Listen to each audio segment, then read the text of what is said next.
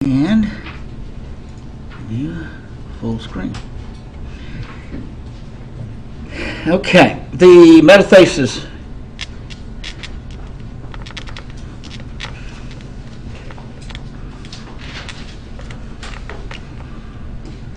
it's also known as the double replacement reaction.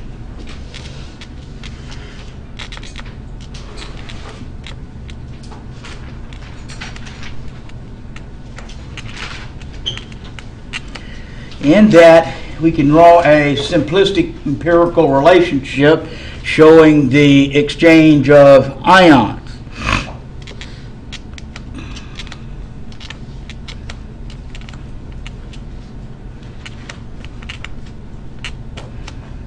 Like that. And if you study it, you'll see that A is now hooked up to Y and B is now hooked up to X.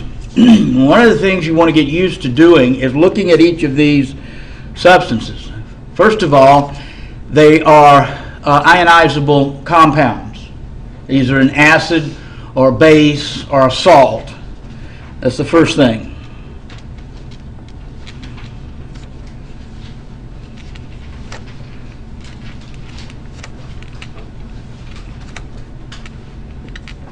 An acid would be some H attached to some anion. A base would be some cation and an hydroxide for the short term. And a salt would be a metal and a non-metal, like that, hooked together. And of course they will ionize. First the hydrogen would come off here and then anion would go off. Cation would be one ion, hydroxide would float off, AB would break at the metal. First metal from the left to right, as we've talked about. So these are always, you always start on the reactant side. Are all ionizable compounds if it does produce an outcome. You can assume that when you get a test question and a metathesis equation to deal with, you can assume that those compounds are written correctly in the right numbers and are conducive to the process analysis. Second thing is, in the exchange, what you could do is you can draw a bracket, and this will help you see this more, from A to Y and from X to B. And if you'll go the outside components and the inside components, you can write the formulas on the product side. The formulas that you select in this process, be sure to start by connecting elements and then apply subscripts. The only subscripts that you will take from the reactant side to the product side are polyions. If you have a SO3 on the reactant side, you will have an SO3 on the product side. So it's taken as an individual grouping. However, elements can undergo number change. They don't undergo oxidation state change in metathesis reactions. And I'll say that more about that in a minute. But you might have two chlorides on the left and one chloride on the right because of oxidation sums. We'll get to that, and I'll emphasize it several times. Okay, so another thing in this is double replacements do not have changes in oxidation states. No change in oxidation state occurs for ionic compounds. Or maybe I should have said ionizable compounds. There is one minor exception when you produce, say, a weak acid like carbonic acid. It will go on and break down into CO2 and water. That may involve a difference of oxidation states. But as far as writing the product side, short of decomps, and I'll show you that and you'll understand, if it's a +2 on the left, it'll be a +2 on the right. +3 on the left, it'll be a +3 on the right. So in all metathesis reactions. Another thing to note about this, it involves 4 components primarily. Unless it's a gas decomp, it'll add one more. But initially, they're always start with 4 ionizable components. 2 on the reactant side and 2 on the product side. If you have 3 reactants on the left side, it ain't a metathesis reaction. Or if you have 2 on the left and 3 on the right, it ain't, well, I take that back. If it's a decomp, I'll show you that. But typically, it's not a metathesis if you have more than 2 on the right. One of them breaks down in very rare cases to a gas decomposition. Okay, so these items you need to kind of keep in the back of your mind as we go through this. I want to show you a couple of things in terms of balancing as well as writing, and so a lot of what we've talked about is going to come into play in this issue. Okay, examples, and starting with the first one in our list, you want to be comfortable with writing the molecular, ionic, and net ionic equations and defining the driving force, and I'll get to that in a second. So, molecular equation, iron chloride, iron 2 chloride, plus sodium hydroxide goes to what?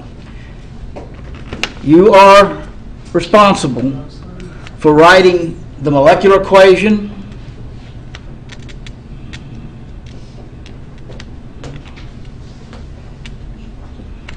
the ionic equation, net ionic equation, and identifying the driving force.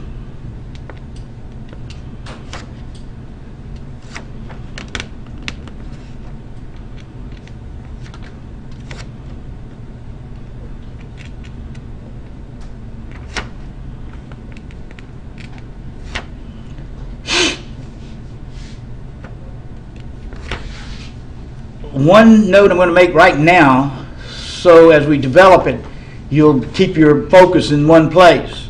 This is always on the product side.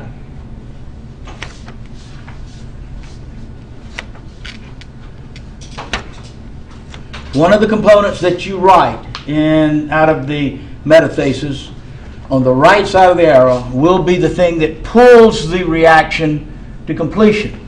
The driving force is a molecular or ionic compound that prevents the reaction from moving in the opposite direction or returning to the reactant side. I'll go ahead and develop that now.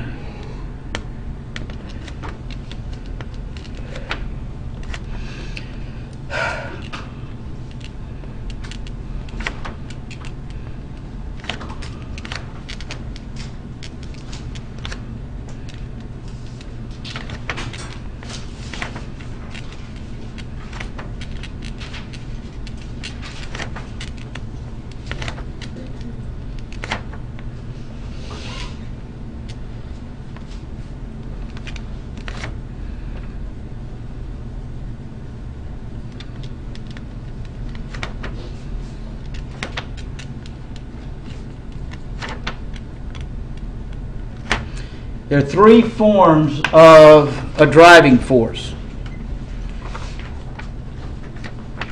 A solid precipitant will fall out of solution,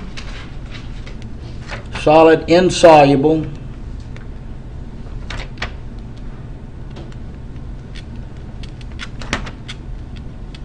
and I'll use PPT from now on as precipitant.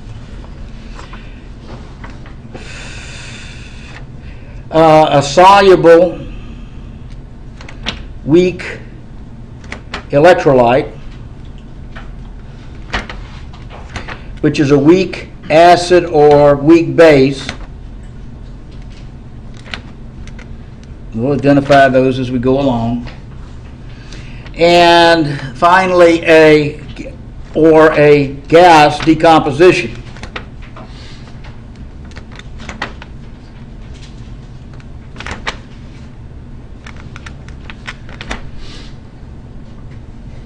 If you drop an Alka-Seltzer into water, it bubbles.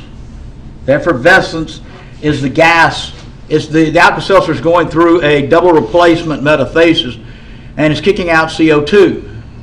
And that CO2 leaving the system prevents the reaction from going back to the reactant side. So that's a quick example that you can work with. Certainly, first thing you need to do is be able to write the compounds in the proper form and proper numbers, these representing the reactant side. So we're looking at iron 2. What does that mean? It means it's a +2 charge. Chloride's one of the fixed charge elements, -1. So we start by writing FeCl2 to get sum of charges equals 0. Now that will be listed in an aqueous form. All of these are going to be aqueous, every one of them. It's going to react with a sodium hydroxide, also in aqueous. Now, sodium hydroxide is a strong base, but right now it's just ionic to y'all. So it's a sodium hooking up with an hydroxide right there. Now, of course, the sodium is a +1. Hydroxide from your polyions is a -1. So that's the appropriate formula for that compound. And it too is an aqueous solution, meaning it's in water. And so you split it at the first metals, and that represents where you break the compound apart into cations and anions right here. Now we'll write the ionic equation and show that when we'll get to that part. But this is the molecular equation right here.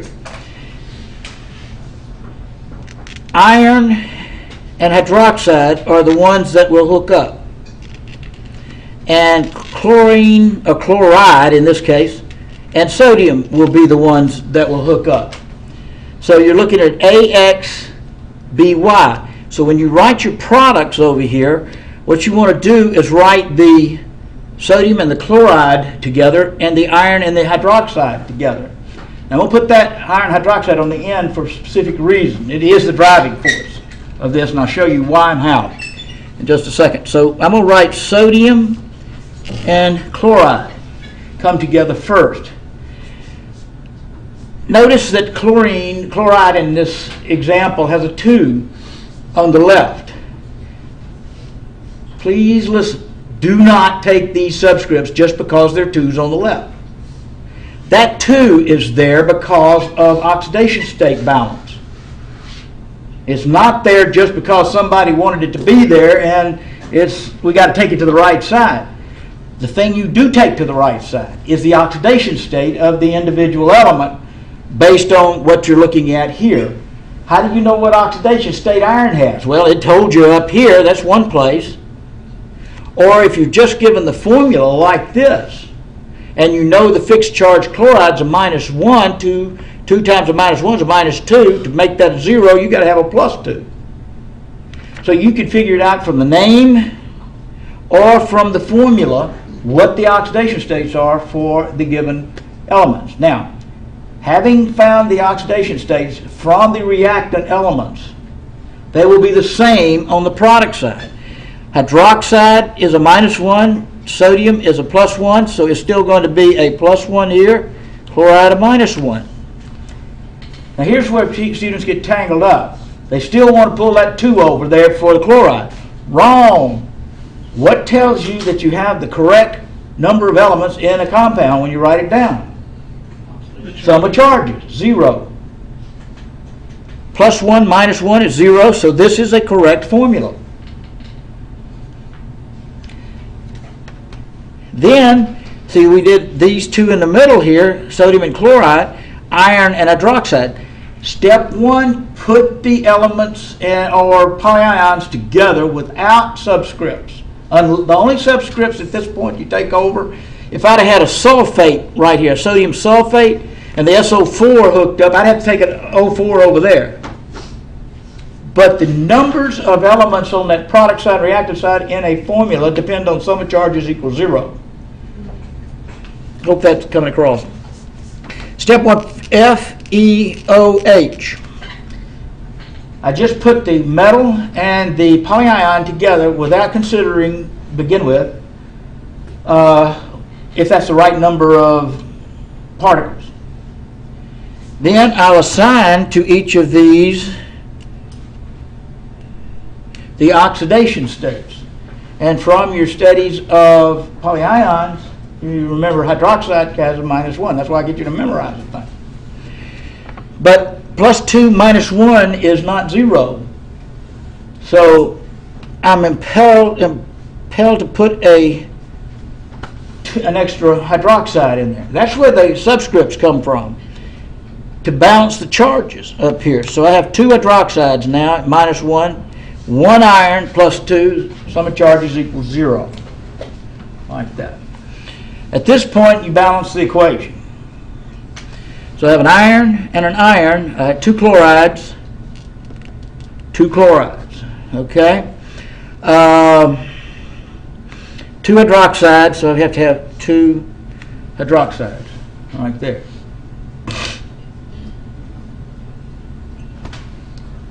When you look at that equation, I've already mentioned that the driving force is the iron hydroxide.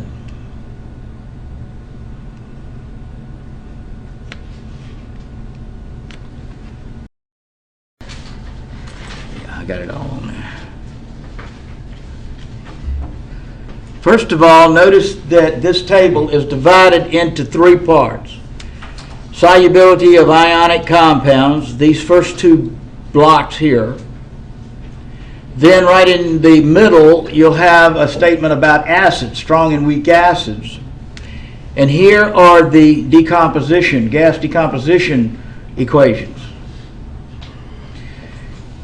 The driving force of a reaction, as I mentioned in the last slide, is a solid precipitant, insoluble. You're looking for an insoluble component on the product side. So insolubles are driving force, but solubles are not driving forces.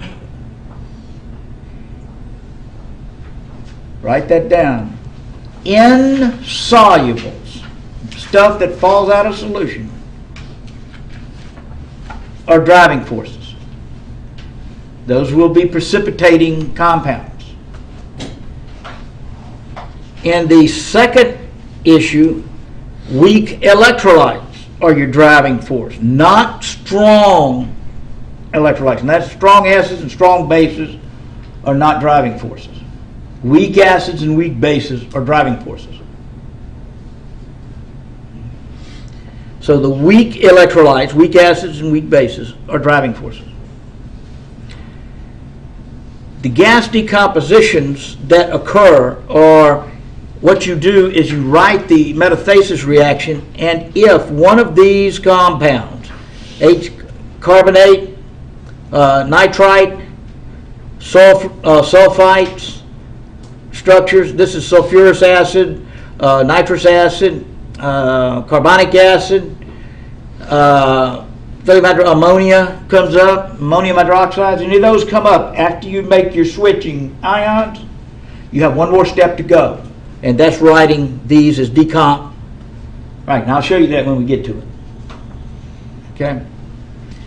So when we write the products, you have to have this table in your mind and determine if the product that you've written, which product that you've written, what will it do? Fall out of solution as a precipitant? Is that a weak acid or base?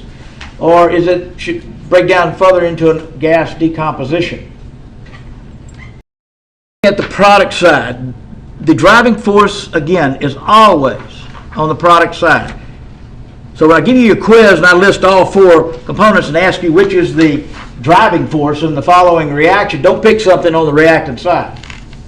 That kind of reduces it to 2 products that you pick from. Hint, hint. Okay. Either sodium chloride or iron hydroxide will be the driving force.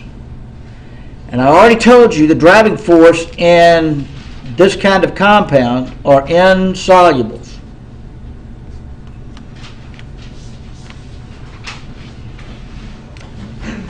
They have to be insoluble.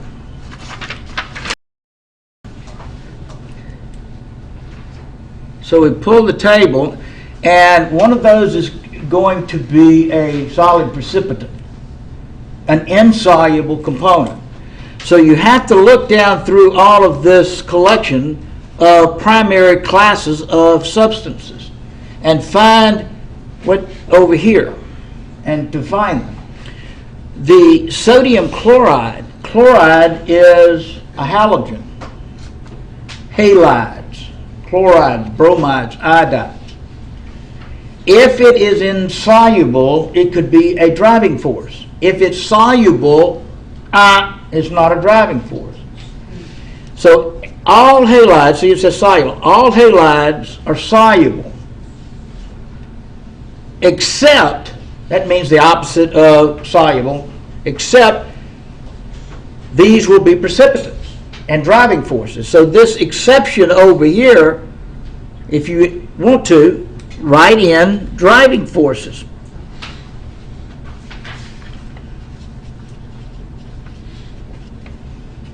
So if you find it over here on the right side as a metal-nonmetal combination that is in fact insoluble, see this exception means insoluble driving force, it will be the driving force in this.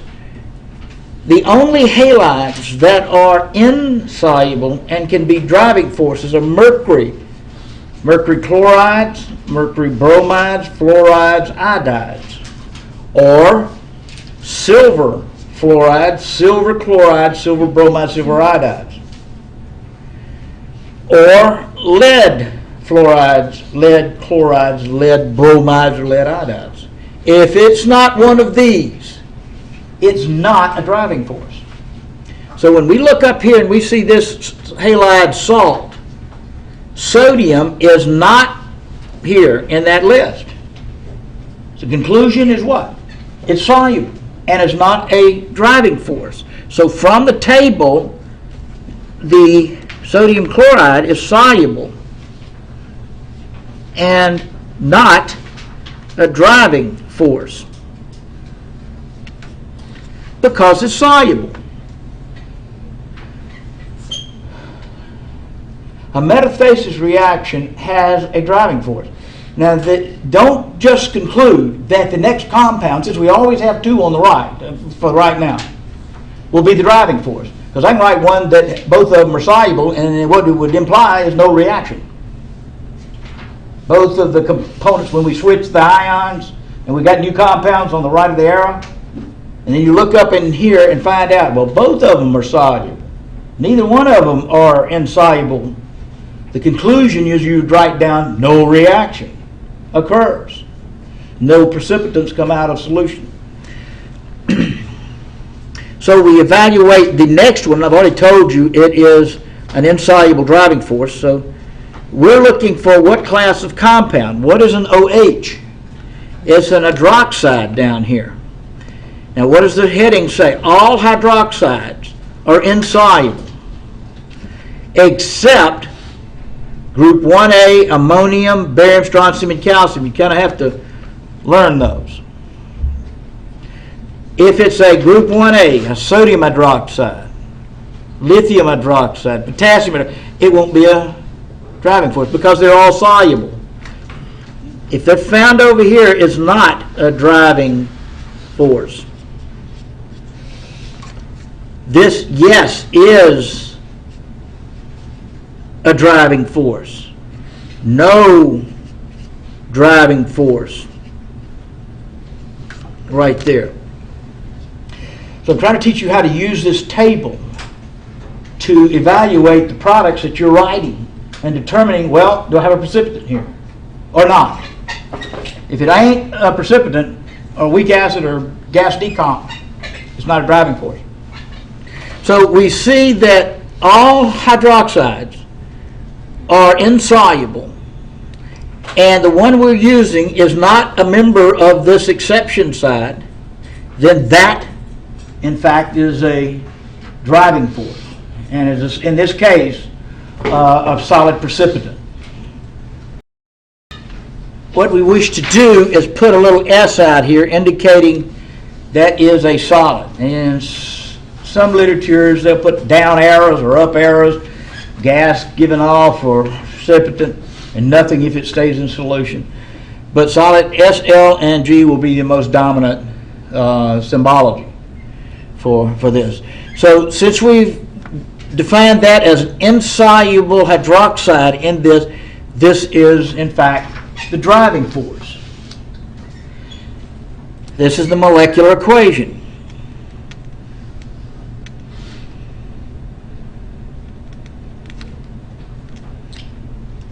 Right there. Now, next on the agenda is the ionic equation that we have to write for this reaction. And the rule is, and you must understand this, all weak electrolytes, I'll write it out, all weak electrolytes and driving forces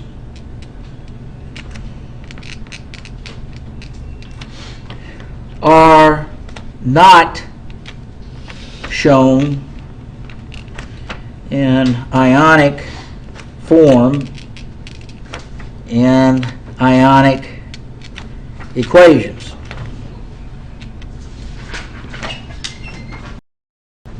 Which components in this equation do we list as ionic? Anything that's listed as aqueous, since that's not as soluble and in solution, it's going to be aqueous. But here, the solid on the end, the driving force, do not show in ionic form. Everything else that's aqueous. Now, you'll run into some double replacement reactions which will have a weak electrolyte over here. You don't ionize, show that in ionic. We'll get there in time. But everything we're working with right now is a salt.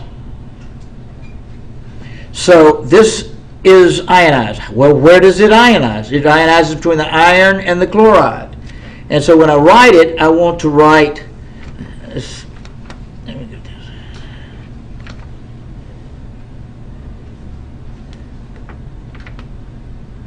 In ionic form, which means iron is a +2 ion and is in solution. Then I have 2 chlorides. So the subscript is taken into the coefficient.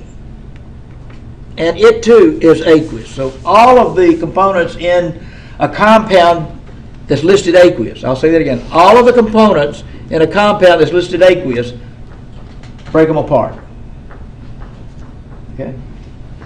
Here's another one. All of the components in here, you break it apart. So I'm going to list 2 sodiums plus an aqueous plus 2 hydroxides, also aqueous.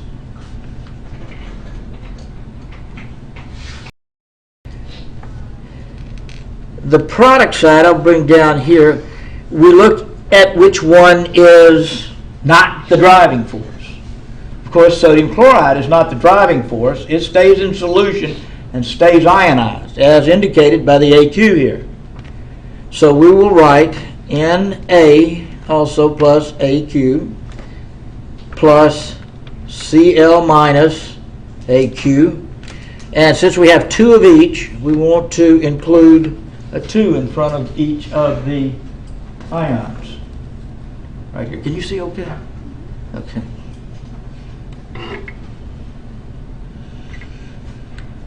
The driving force are not shown in ionic form. So we'll finish this ionic equation just by writing the formula and putting an S out on the end of it like that. So the driving force is not shown in ionic form, just those components which are not driving forces. You can assume that there will be no driving force on the reactant side. All driving forces are on the product side, always.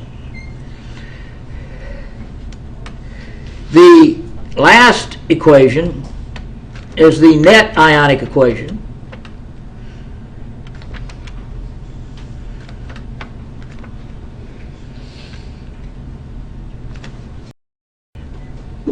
Okay, now we still have a picture of the molecular equation and the ionic equation here. The net ionic equation is written without the spectator ions. In this particular equation, whatever's on the left matching whatever's on the right are spectator ions.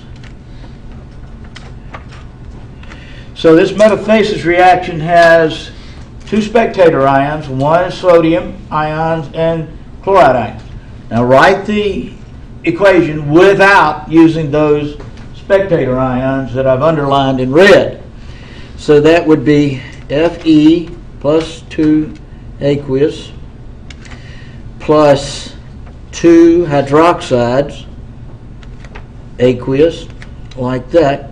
You don't really have to put the parentheses on there. As a matter of fact, it doesn't hurt.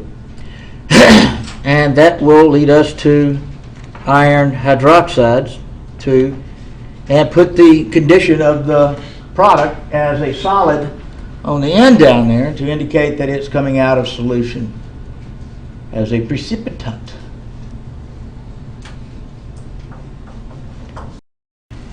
This would be the FeOH2 would be in there. And the net ionic would be there, ionic equation there, and your molecular equation balanced in there, right there. Here is a sodium carbonate and copper 2 sulfate. Write the molecular equation, ionic equation, net ionic, and identify the driving. Okay. So writing the sodium carbonate, I'll start with that. And sodium is a +1 and carbonate is a 2-. So I'm going to need 2 of those. And I told you everything on the reactant side is going to be ionizable, always. Copper 2, I put copper and the SO4 together. It's going to be ionizable. Copper is a +2, says so right there.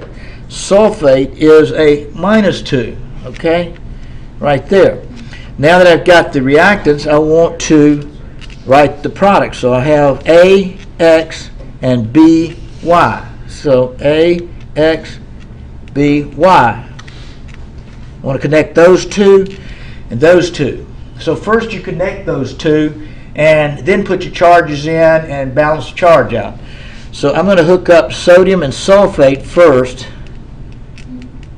and copper and carbonate, like that, without putting anything else down. Then I come in and evaluate +1, -2, +2, says so, -2. Okay, now I'll have to balance this right here. I have to have an extra sodium. And so I'll put a 2 right there with the sulfate. And that's the 2 subscript here is not because I have it here, but because I have to have an extra sodium to balance that out. And Z equals 0. +2 minus 2 is 0. Next thing I do is look up in the table to see what the driving force is. In this table, I look at sulfates. Here's a sulfate. All sulfates are soluble and are not driving forces. So that's not a driving force unless it's a barium, calcium, strontium, or lead. If that had been a barium sulfate, yeah, it would have been a driving force. If it had been a calcium sulfate, yeah, it would have been a driving force. Strontium or lead sulfates, those will fall out of solution. But since this is a sodium, it's not listed in the exceptions, and therefore this is not the driving force. So I proceed to the next compound, look down here, and I see all carbonates are insoluble, except group 1A on the periodic chart, ammonium carbonates. Well, that's a copper. That's not a part of this exception. So yes, this is your driving force, and so I'll indicate that with a precipitant on the end right there. At this point, I would balance it if I needed coefficients. Well, you don't need that because the writing the formulas on the product side match with the elements and mass on the reactant side. The ionic equation now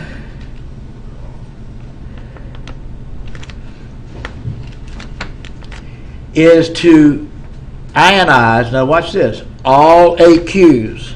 That should be an AQ in here.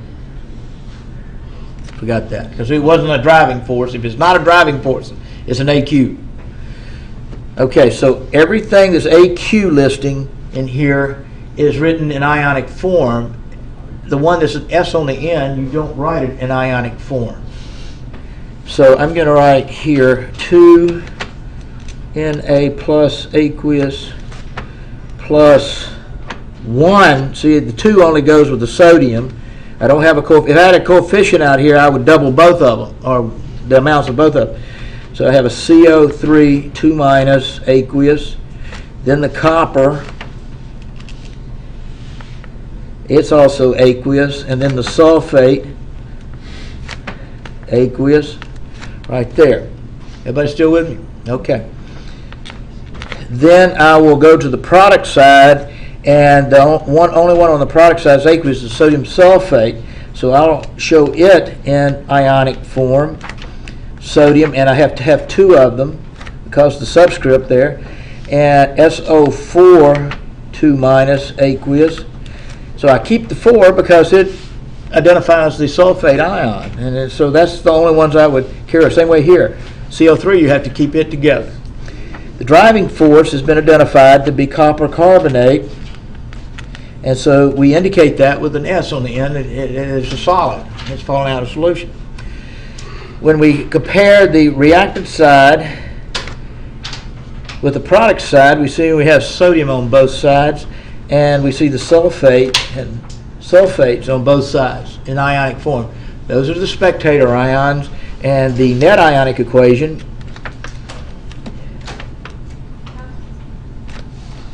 would be rewriting this expression. Now, typically the copper or the metal, it comes first. It's by convention. There's no law that says you have to do that, but by convention, the metals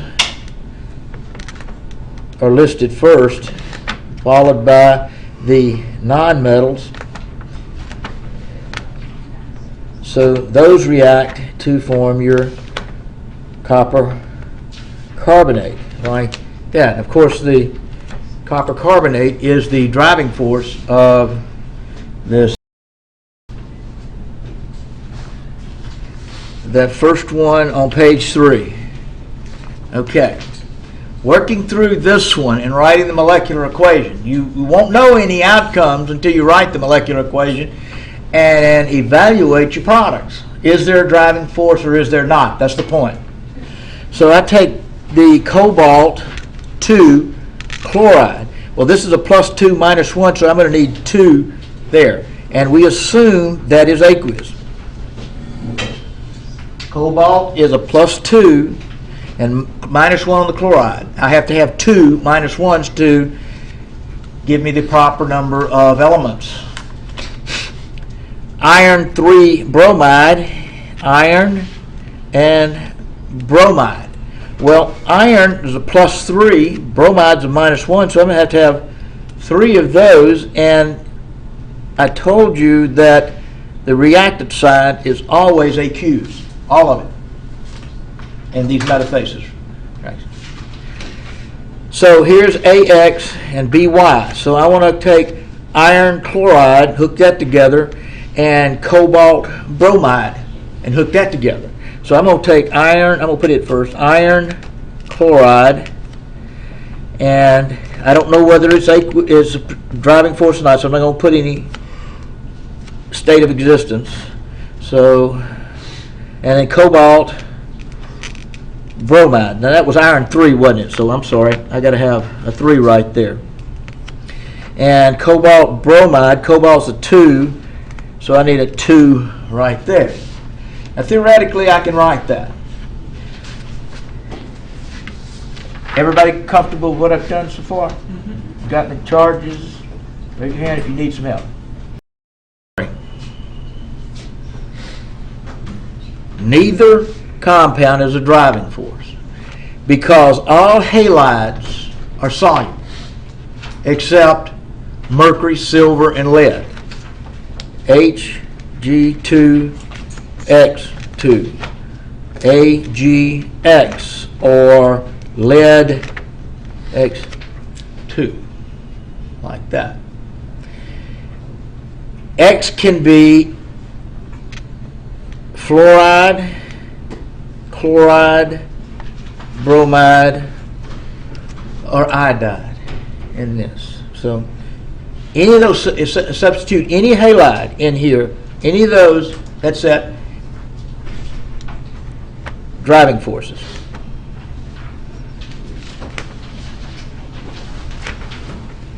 However, if it's not attached to one of these, it stays in solution, ionic, and is not a driving force.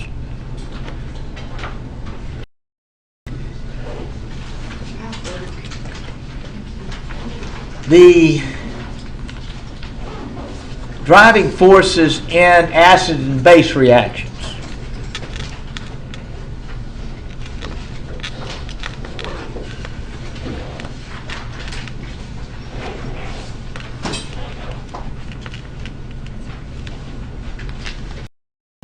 Driving forces in acid-base reactions require you understanding this section of your driving force sheet. What does it mean and how do you use it to define the driving forces?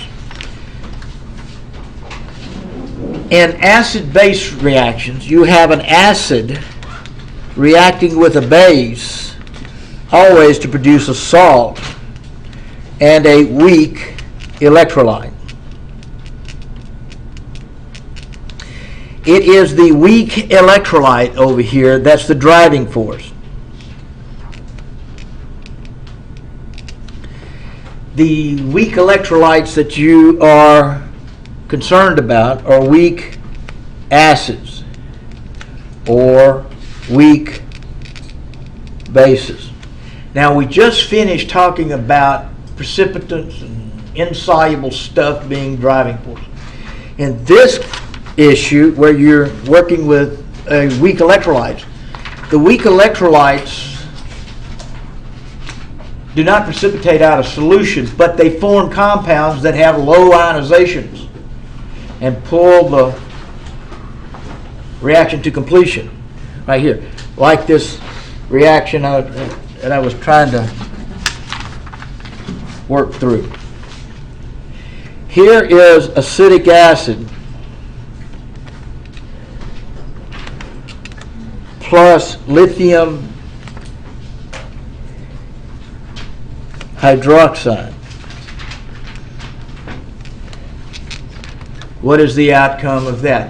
Well, the reactant side is the same as it was in the first set we did when we dealt with the solid precipitants. Everything over here is, except if it's a weak acid, you don't ionize it. Acetic acid is a weak acid, HC2H3O2 aqueous. You still are listed as aqueous, but do not ionize weak electrolytes. Lithium hydroxide is a group 1 strong base. Yeah, you ionize that, so that'd be lithium hydroxide. That's 1 and 1, so that's going to be aqueous like that. Then you go through your AXBY, and it goes to lithium acetate plus the water. H hooks up with OH and forms H2O. Okay? This remains aqueous in here, and this is your weak electrolyte.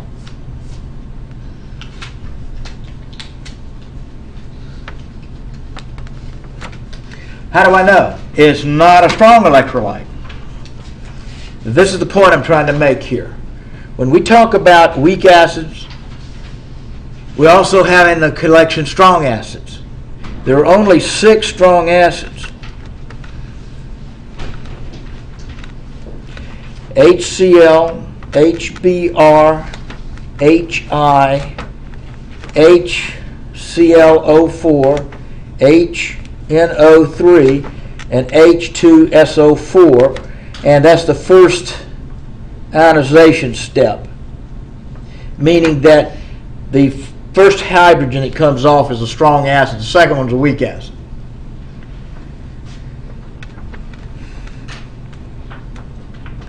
Knowing these 6 identifies all the weak acids.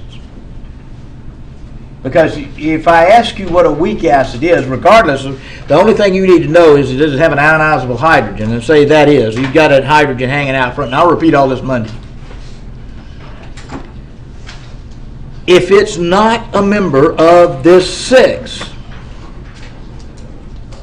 it's a weak acid, no matter what the structure is. That's what I'm trying to get to here. Okay? So your obligation, if I can throw it out that way, this weekend is to memorize the 6 strong acids.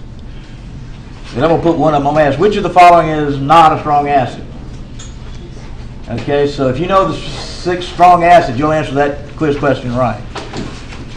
Okay, and it's very important that you know these so that you can identify what's over here. Water, in fact, is a weak electrolyte. It's a weak acid.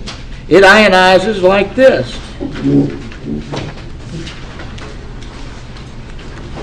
But it only has about 10 to the minus 7 mole per liter in there.